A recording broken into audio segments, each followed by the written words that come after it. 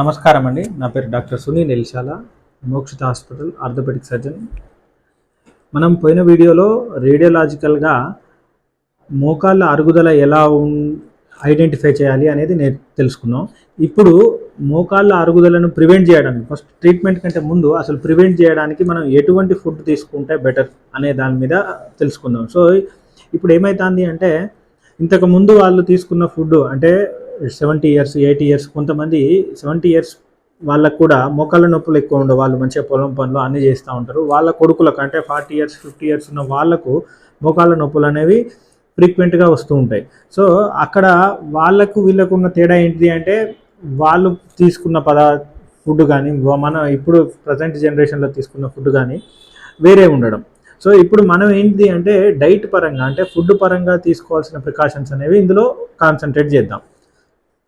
First మోకాళ్ళ అరుగుదల అంటే ఏంటి అంటే మోకాళ్ళ అరుగుదల అంటే డీజనరేటివ్ జాయింట్ డిసీజ్. అంటే మనం రిపీటెడ్గా వాడడం వల్ల లోపల ఉండే కార్టిలేజ్ అనేది డ్యామేజ్ అవ్వడం వల్ల ఆ రెండు బోన్స్ మధ్యలో కీళ్ళ లోపల ఉన్న రెండు బోన్స్ మధ్యలో గ్యాప్ అనేది తగ్గిపోయి రెండు బోన్స్ ఒకదానికొకటి రబ్ అవుతూ ఉంటాయి. దానివల్ల మనకు నడుస్తున్నప్పుడు గ్రేటింగ్ సెన్సేషన్ పెయిన్ అనేది వస్తూ ఉంటుంది. సో ఇప్పుడు ఏ ఫుడ్ అయితే మనకు ఆ కార్టిలేజ్ను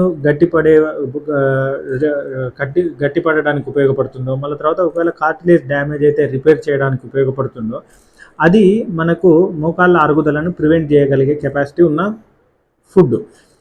సో కంపల్సరీ మనం తీసుకునే ఫుడ్స్లో ఫస్ట్ మనం రెగ్యులర్గా తీసుకునే రైస్ ఐటమ్స్ మనం తీసుకుంటుంటాం. సో ఇందులో వైట్ రైస్ అనేది అవాయిడ్ చేయాలి.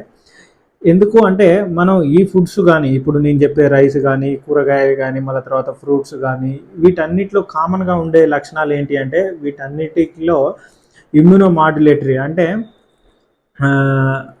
ఇన్ఫ్లమేషన్ లోపల అరుగుదల వల్ల మనకు కాలు అనేది వాపు వస్తూ ఉంటుంది. మధ్య మధ్యలో మనం చాలామంది నీరు తీస్తూ ఉంటారు.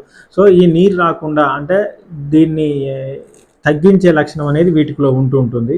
మళ్ళీ తర్వాత ఇవన్నిట్లో యాంటీ ఆక్సిడెంట్స్ కానీ మళ్ళీ తర్వాత వైటమిన్ సి కానీ మళ్ళీ తర్వాత కొల్లాజన్ కానీ లూబ్రికెంట్ యాక్షన్ కానీ వీటన్నిటిలో ప్రతి దాంట్లో కాకుండా కొన్నిట్లో కొన్ని లక్షణాలు అనేవి ఉంటాయి.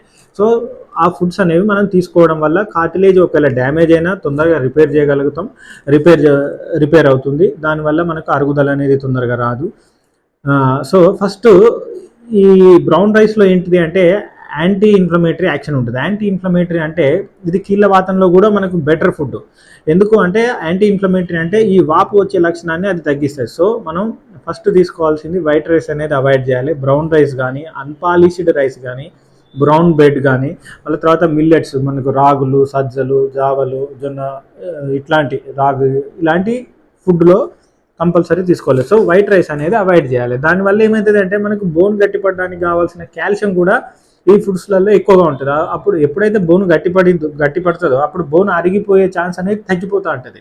సో ఫుడ్ పరంగా ఫస్ట్ బ్రౌన్ రైస్ కానీ మిల్లెట్స్ కానీ అన్పాలిష్డ్ రైస్ కానీ వాటి తర్వాత ఫ్రూట్స్ పరంగా వస్తే మనకు మెయిన్గా అన్ని రకాల ఫ్రూట్స్ యూజ్ అవుతాయి. ఫస్ట్ మెయిన్గా మనకు కీళ్ళ అరుగుదలను తగ్గించేది బెర్రీ ఫ్రూట్స్ అంటే స్ట్రాబెర్రీ రాస్ప్బెర్రీ మళ్ళీ తర్వాత బ్లూబెర్రీస్ ఇలాంటి ఫుడ్స్ ఇవి తీసుకోవడం అనేది మెయిన్ ఫ్రూట్స్ పరంగా. మళ్ళీ తర్వాత కూరగాయల పరంగా అయితే మనకు ఆకుకూరలు మెయిన్గా బ్రకోలీ మళ్ళీ తర్వాత గ్రీన్ లీఫీ వెజిటేబుల్స్ అనేవి మెయిన్గా ఉపయోగపడుతుంటాయి. నేను అన్ని పేర్లు చెప్పట్లేను, జస్ట్ మీకు ఏదైతే ఉపయోగపడుతుందో అంతవరకు మాత్రమే చెప్తున్నానండి. సో రైస్ అయితే బ్రౌన్ రైస్, కూరగాయల పరంగా లీఫీ వెజిటేబుల్స్ మెయిన్గా బ్రకోలీ, ఫ్రూట్స్ పరంగా స్ట్రాబెర్రీ కానీ బెర్రీస్ బ్లూబెర్రీ రాస్ప్బెర్రీ ఇలాంటి ఈ పేర్లన్నీ కొత్తగా ఉన్నా మనకి ఈరోజు ఆన్లైన్లో కాబట్టి మీరు స్విగ్గీలో కానీ ఇన్స్టామార్ట్లో ఇందులో సేమ్ ఇవే పేర్లు మెన్షన్ చేసినా మనకు అవే డెలివరీ వస్తుంటాయి. సో వీటిని తెలుగులో ఏమంటారు అనేది పెద్ద తెలుసుకోవాల్సిన అవసరం కూడా లేదు. సో మళ్ళీ తర్వాత ఫ్రూట్స్ వెజిటేబుల్స్ మళ్ళీ తర్వాత ఫ్రూట్స్లలో ఇంకొకటి ఏంటంటే వైటమిన్ సి సిట్రస్ ఫ్రూట్స్ అనేవి ఎక్కువ తీసుకోవాలి. అంటే లెమన్ కానీ మళ్ళీ తర్వాత ఆరెంజ్ కానీ ఇలాంటి ఫ్రూట్స్ కూడా తీసుకోవాలి. సో ఈ వైటమిన్ సి ఉన్నటువంటి ఫ్రూట్స్ ఏమైతే అంటే ఆ సాఫ్ట్ టిష్యూ రిపేర్ చేయగలిగే కెపాసిటీ అనేది మన బాడీలో పెంచుతూ ఉంటుంది. సో ఇమ్యూన్ మాడ్యులేటర్గా పనిచేస్తుంది కాబట్టి అవి కూడా. తర్వాత హైడ్రేషన్ బాగా ఉండే ఫుడ్స్ అంటే వాటర్ మిలన్ అంటే పుచ్చకాయ. సో ఇది కూడా ఒకటి మంచిగా తీసుకోవాల్సి ఉంటుంది. ఇంకొకటి నాన్ వెజ్లో మనం తీసుకోవాల్సింది ఒమేగా 3 ఫ్యాటీ యాసిడ్స్ బాగా ఉండే ఫుడ్స్ అంటే మనకు ఫిష్, ఆయిలీ ఫిష్ అంటే sardine, salmon fish, tuna fish, mackerel fish. వీటిని తెలుగులో ఏమంటారు అనేది ఏం అవసరం లేదండి. జస్ట్ ఇవే పేర్లు మనం ఆన్లైన్లో టైప్ చేసినా మనకు ఆన్లైన్లోనే డెలివరీ వస్తూ ఉంటుంది.